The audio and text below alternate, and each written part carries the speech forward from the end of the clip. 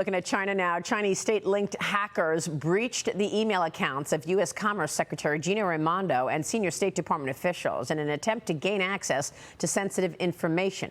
In fact, the hackers infiltrated the accounts back in May, operating until the espionage campaign was discovered by Microsoft on June 16th. That was just a few days before Secretary of State Antony Blinken's trip to China. So we found out about this, and Blinken still went to China and then followed up and sent Janet Yellen to China. Meanwhile, FBI Director Christopher Wray warned yesterday about Beijing requiring American companies operating in China to host groups to monitor their compliance with the CCP rules. Watch this.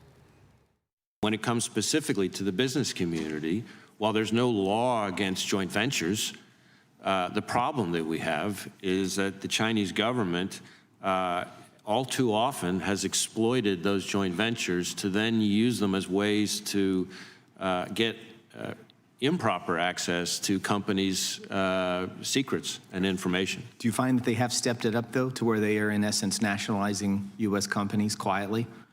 In a variety of ways. I hadn't really thought of using that term, but I think you're onto a very important point. Yes, and we've talked about this so much. Rob, replicate, replace is the strategy John Ratcliffe has told me Beijing follows. Rob, replicate, and replace foreigners.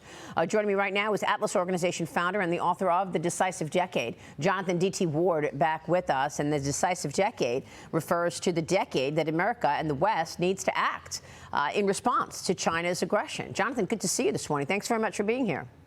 Good morning, Maria. Good Let's to be talk with you. first about this hack, and Chinese hackers breached email of Gina Raimondo, the Commerce Secretary. They spied on Secretary of State Antony Blinken as well. Your reaction?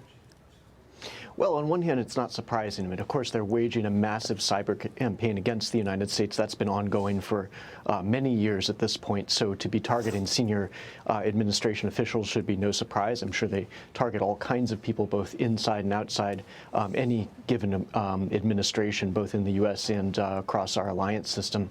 But another element of this is, of course, it was a Microsoft hack, and it had to do with the Microsoft architecture.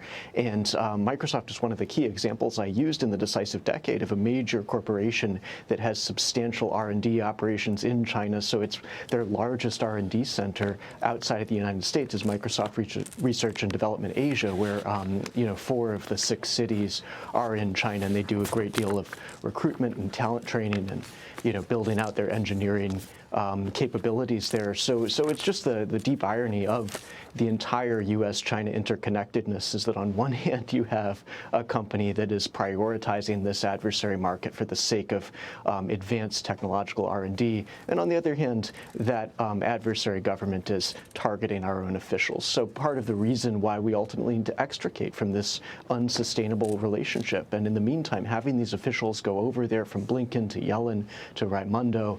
I mean, Yellen's speeches really showed a total lack of geopolitical understanding here. I think she has very little concept of what's going on here geopolitically. She was saying that we are not seeking to create an economic advantage over China, whereas that's the only real card we have to play, is to win the economic competition while we can.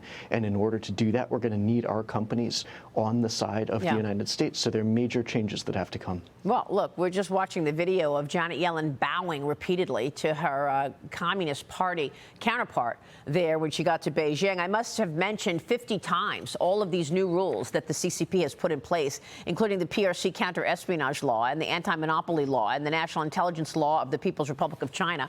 All of these new rules enable the CCP to march into any foreign company and steal their intellectual property and raid the place, as they've done with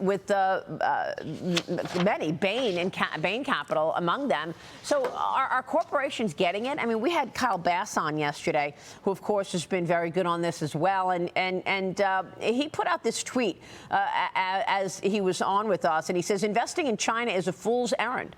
China's GDP has grown 501% in the past 15 years. Investment in China's Shanghai Shenzhen index has produced a negative 29% return over those 15 years, while U.S. GDP has grown 72% and the S&P has increased 318%. including dividends. So, I mean, he's going on to explain the negatives of investing in China, and yet right now you have an opportunity to buy Chinese companies, no problem. They could have been on the sanctions list. They could be in indexes, and there's no rules against doing that. Investors are, in fact, unwittingly funding the expansion of the CCP. Isn't that right?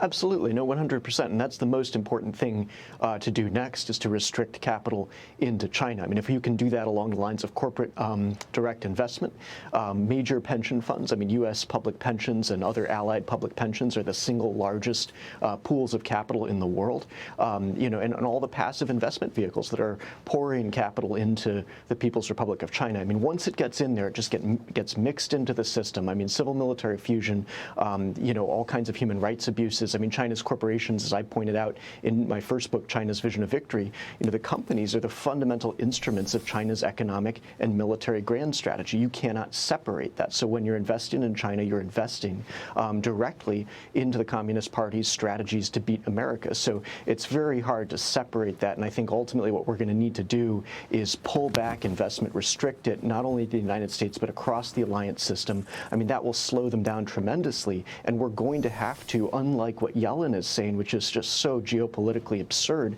what we really need to do is win a contest where we beat them on trade, on technology, and on capital. I mean, those three elements are the options we still can exercise if we get a new American economic grand strategy in place. And in the meantime, what she had to say in China was, we want a dynamic and healthy global economy that is open, free, and fair. I mean, that demonstrates no understanding of what Beijing is actually doing, the nature of its system, its use of economics, corporations, and capital markets to beat the United States, to surpass us in the global trading system based on rules that we wrote that they never followed.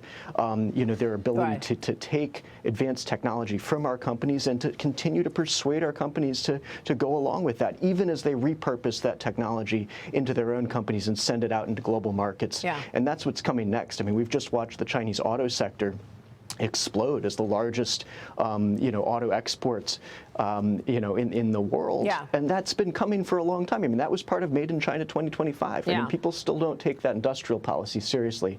But the electric vehicle, explosion is going to be pretty immense across global markets. So our companies need to be prepared for this across the board, and they're not, I think. Xi Jinping is calling 2023 the year of investing in China.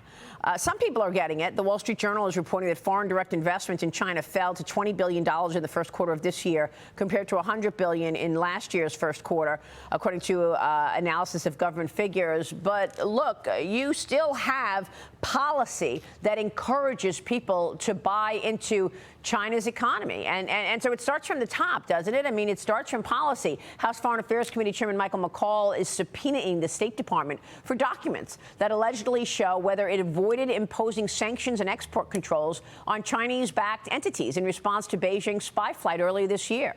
McCaul said this in a statement: "It is vital the committee obtain these documents to shed light on the department's reportedly failure to enforce U.S. national security laws against CCP companies and human rights abusers." Jonathan, right now, we're talking about this company, Syngenta, which is about to go public in Shanghai. All of the Wall Street firms want in on it. They want, those fees attached to the IPO. The IPO is going to be in Shanghai.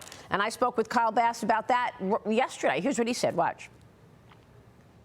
If you note, the Wall Street banks do not have a formal role. U.S. Wall Street banks do not have a formal role in this IPO. It's an A-share listing. The two Chinese companies in charge, and they are begging and pleading with the company to let them dual list in America and let them raise money from sovereign wealth funds and Americans to help China build their strategic food supply so that they can go to war with the West. It's actually insane. I wake up every day thinking I'm taking crazy pills. Yeah, Jonathan, at this point, isn't it time to get some limitations in terms of investing in our number one adversary? Well, absolutely. I mean, the last thing we want to do is improve the efficiency of their capital markets. I mean, I think Washington understands the technology side of the competition, but that's still too limited. I mean, you also have to do the general industrial base. I mean, Syngenta, whether you count it as agriculture, if you count it as chemicals, I mean, chemicals is their third largest sector in terms of manufacturing revenues. So this is not something that we need to be improving or banking or making more efficient.